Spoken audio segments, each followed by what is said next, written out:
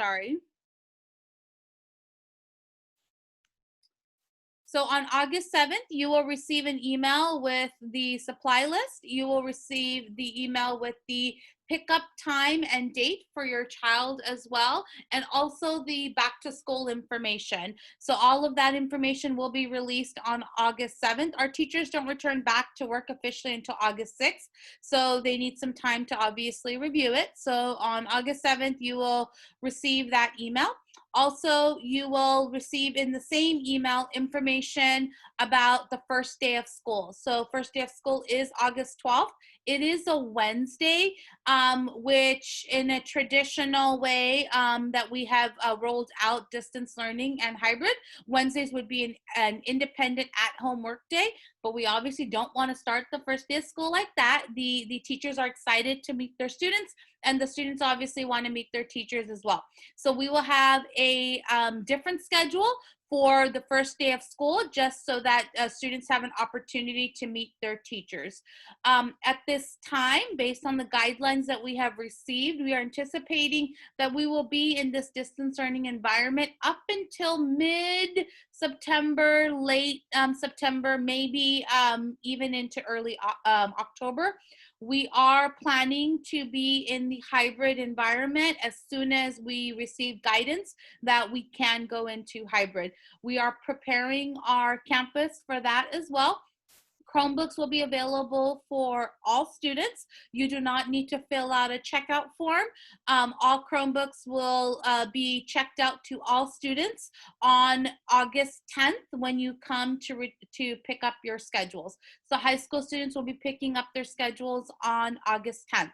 When they pick up their schedules, simultaneously, they will also receive an email from the counselors that will allow them to submit a schedule change request form that they can fill out and submit, which then will allow Ms. Shank Tiffany, Mr. Millay, and myself to review and make changes as necessary. Keeping in mind, though, that some classes are full, and so when they're full, there's not much more we can do. We do have a capacity in terms of our classroom supplies and sinks and things like that. So certain classes, once they're full, they are full.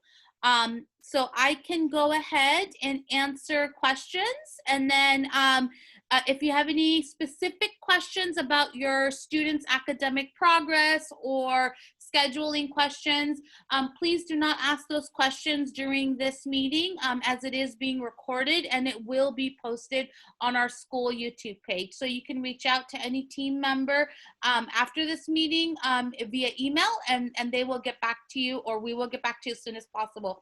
Keeping in mind that some of our staff members are still on break, so the responses will be delayed. So if you have any general questions, please use this opportunity to ask that. But if you have any specific questions about your child and your child's academic progress, please do not ask that at this time. And we also have our P4A president, Wendy Ray Hill, here with us. And so I will give her an opportunity to share some updates on P4A as well in a bit. Okay, the first question that we have is, once school starts on August 12th, what is the last day to switch classes? Is any additional time being added in light of distance learning? Yes, so when you get your schedule request change form on August 10th, when you receive your schedule, there will be dates on there when the form needs to be all turned in. So we have extended the timeline. Obviously, we will also do things on a case-by-case basis. So if there are specific requests that come after the deadline, we will try to honor them based on availability of classes that we have. What changes, if any, do you anticipate for the American Artist Project? That's a great question. So the American Artist Project, as of today, is still going to occur. There will be some modifications. However, those modifications will be discussed by the teachers, Mr. Pollard and Ms. Klatt, during back to school night when they do their presentation to each of their periods. Can you describe what August 12th will be like? So August 12th will look similar to our late start Wednesday schedule with some modifications, where students will go to each of their classes virtually to meet their teachers, and where they will receive information about the syllabus and just some key pieces of things that they need to know. Any other questions?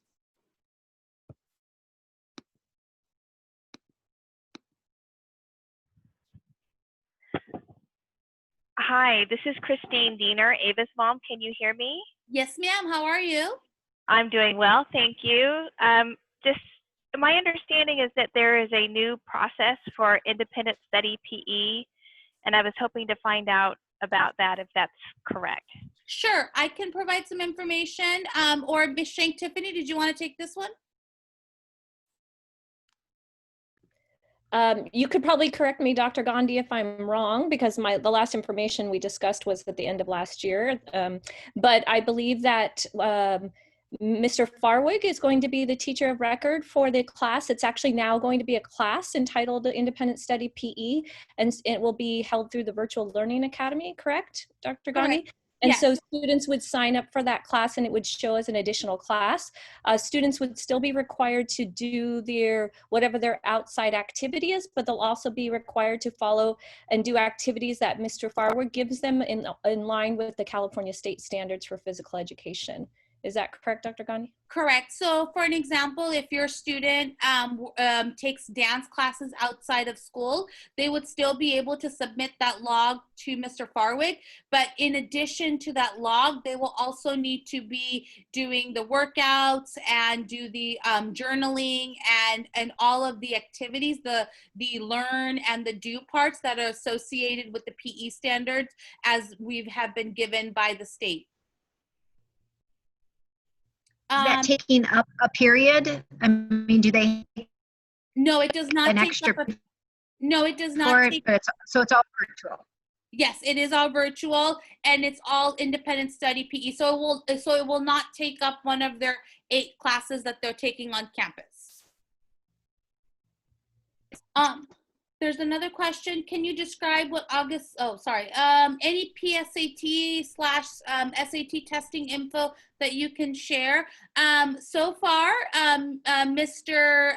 Malay has ordered the PSAT books. We are preparing to administer the PSATs in October. However, we have not determined a definitive date yet because we don't know whether we're going to be in hybrid or in distance learning. So we will set a date once as we get closer to it. Anything else you want to add, Ms. Shank, Tiffany? Actually, I think the College Board's already set those dates. So but we have to wait and see, again, if we're going to be in distance learning and what that will look like. In terms of the SAT testing, those are still being held this fall. They are tough to get in spots, and because there's just not as many test sites available, and they're doing less students per test site because they have to do the physical distancing. But right now, for the class of 2021, the SAT is optional for the UCs and the Cal State University systems. We don't know about your class, the class of 2022, if that's going to continue or they're still identifying that. They're also looking at creating their own test. The UC system is anyway. Thank you. If my child already has a laptop with the Chrome application, would she still need to get a Chromebook from school? You know, we are recommending that all students do check out a Chromebook just so that they can get support with technology if they need it. However, if your child and family is comfortable with them just using their own laptop, which already has the Chrome application, that's perfectly fine as well.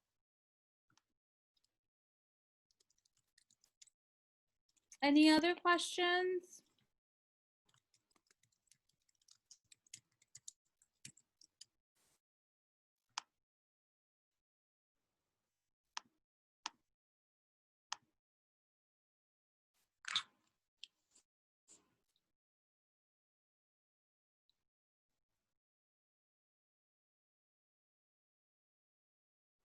Well, if there are no other questions, we can go ahead and close up the meeting after Miss Wendy Ray Hill. Oh, perfect. She's available to discuss P4A. So she's going to give us some updates on P4A and how we're kind of reimagining what P4A is going to be next year. That I'm really excited about that. So I'm going to hand it over to her, and then I'll keep an eye on the chat box if you think of any questions as she's talking. Hi, everybody. Thanks for calling in, viewing in. What are we officially going to call this? Checking in this afternoon. So for those of you that don't know, P4A stands for Parents for the Arts. We are a 501c3 nonprofit that was created many years ago by PFAA parents to fundraise and support the art programs at the Academy. Our primary function for the past several years has been fundraising in the form of many different things, including our big, huge crab feed that we have every year that raises tens of thousands of dollars for our classrooms, and the money goes directly into the classrooms for classroom support grants. For those of you that didn't know, the crab feed was scheduled for March 12th, and on March 11th, we went into shelter in place. So the crab feed was canceled with about 24 hours notice. We are still in the process of trying to reconcile the losses from that. So for those of you that are still waiting for things like a donation letter or refunds, we apologize. Hopefully that's going to be all taken care of in the next, I would say, give us 10 business days to get everything all cleared out. So hopefully by the time the kids go back to school, yay. So obviously you could imagine that we're having to do a lot of pivoting around the fundraising that we're doing, not only because the vast majority of our fundraising events are likely events that we won't be able to do this coming school year, but also we know that a lot of our families and our community is really strapped economically right now because of COVID. So what we would like P4A to sort of move into this year is more of a parent connection, parent support organization, so that we're able to actually link parents together and help provide that support that all of us are going to need as we are navigating through this very unique year. So with that said, the leadership team is going to be expanding a lot more this year in terms of if you are somebody who would like to be able to get involved more than just attending something and provide support more than just attending something, then we want you for the leadership team. And it's broken down into 4 different sort of areas. We have our executive committee, which is because we are a 501c3 nonprofit, we have to have president, vice president, secretary, treasurer, all of those executive positions that do sort of the fiduciary responsibility. There are openings in that for anybody that's interested in serving on the executive committee. We also have a number of operating committees. Those include communications, like how we manage the website. They include fundraising, how we're going to provide parent support, events, because we'll still have events that the school is putting on. They might look a little differently than they have previously, but there still will be a significant number of events that we're doing. We also have the booster clubs. The booster clubs are the sort of art department specific parent support clubs. So we have instrumental, we have drama, we have visual arts, we have dance, we have vocal. We've had a push to start stagecraft. So our intention was to try to start a stagecraft booster this year. I think we still need it. So basically the various different art departments in order to do the things that they do, need parents to help support. And the volunteering is going to look a little bit different, right? Because may not be, all headed into, backstage to the bend to help build sets. We may not all be, at the snack booth selling tickets, that type of thing, but these events are still going to need parent support. And so the booster clubs will still exist for you to sort of give that department specific support. And then finally, what we believe is probably going to grow the most is our class support. In the past, our parent reps have been, one or two people that, if you happen to be in one of those highlight years where you're fundraising for graduation or promotion or prom, or you are graduating, promoting, or promming, then you know that your parent rep kind of gives you all of those details and so forth. But we really want the parent rep team to help support parents and provide the opportunities for parents to sort of communicate at a grade level. So some of the things that have been suggested are a Facebook group for your particular class grade that focuses on allowing parents to communicate about various different things. So that you don't have to wait for, these quarterly meetings or things of that nature. Some of the parent workshops, there have been a number of workshops that have been suggested, from, college testing to choosing colleges to setting up meeting spaces to what do I do with this new math curriculum, Schoology. How do I deal with like the fact that I keep telling my 16-year-old, 17-year-old that they can't go out and see their friends and they need to be wearing masks, and yet then I see them on Instagram hanging out with their friends not wearing masks.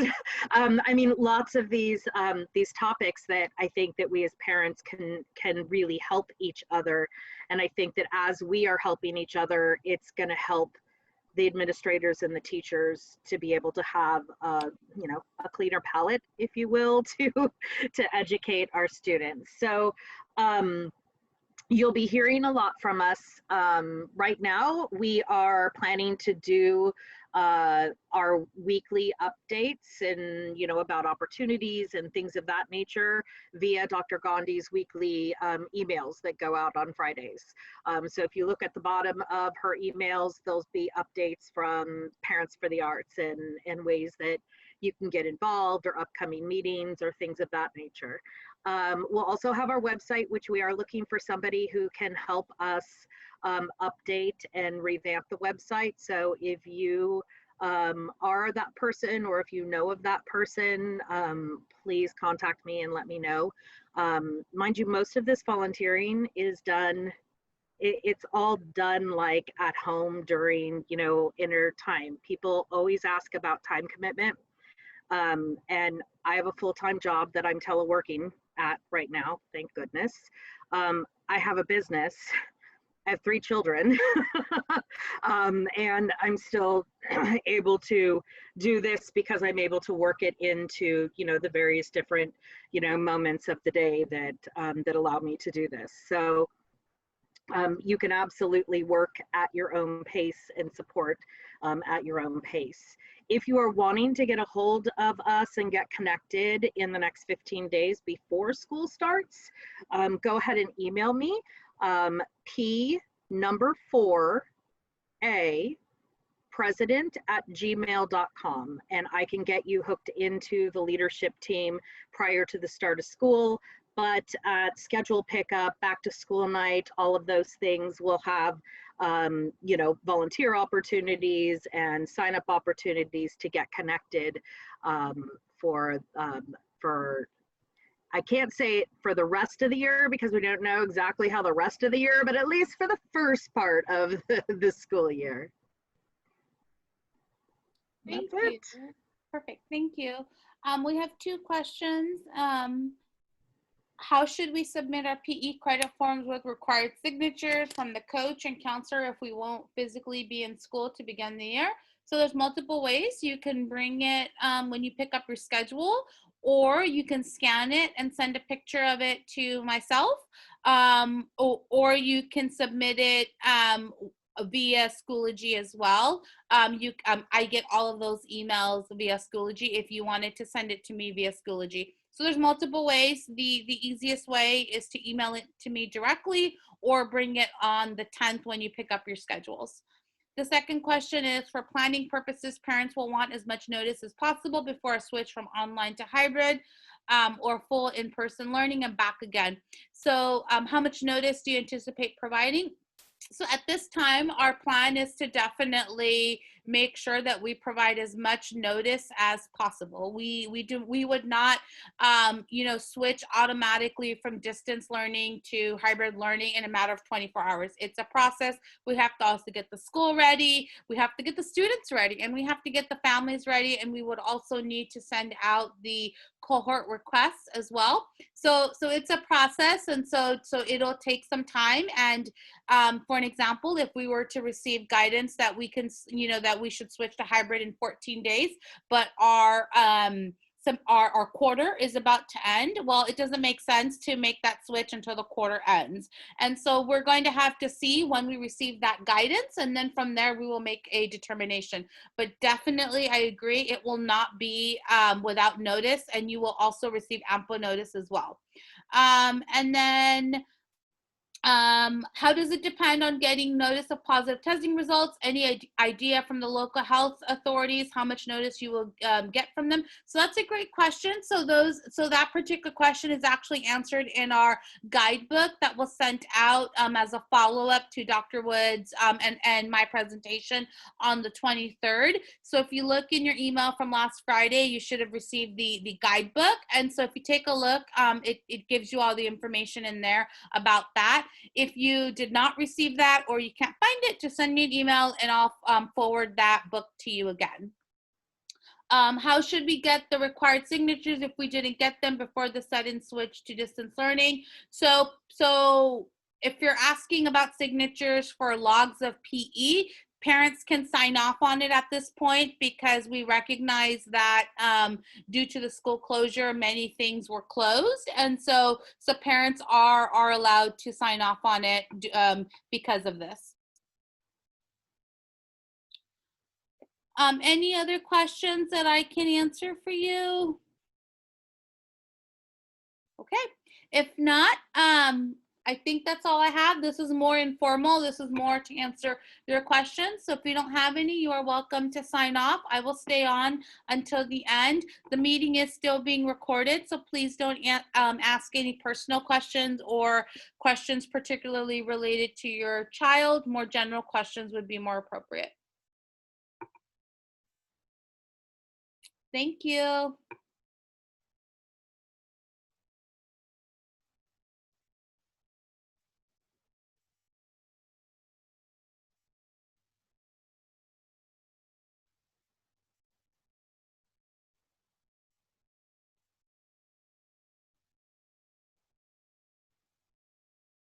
Any advanced planning on virtual visits from college reps?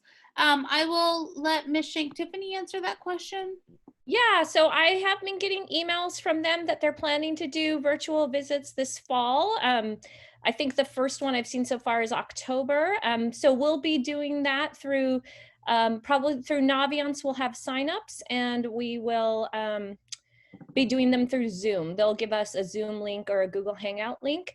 But I'm Miss Woods, the counseling administrative assistant, is the one who organizes those. So when I go back to work next week, I'll work with her, and she'll be probably sending out some information. So you'll probably be getting some information from Miss Woods on that.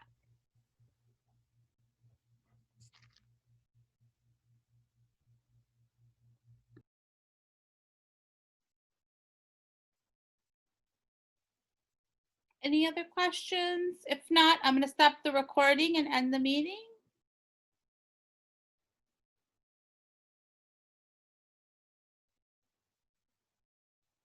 Okay.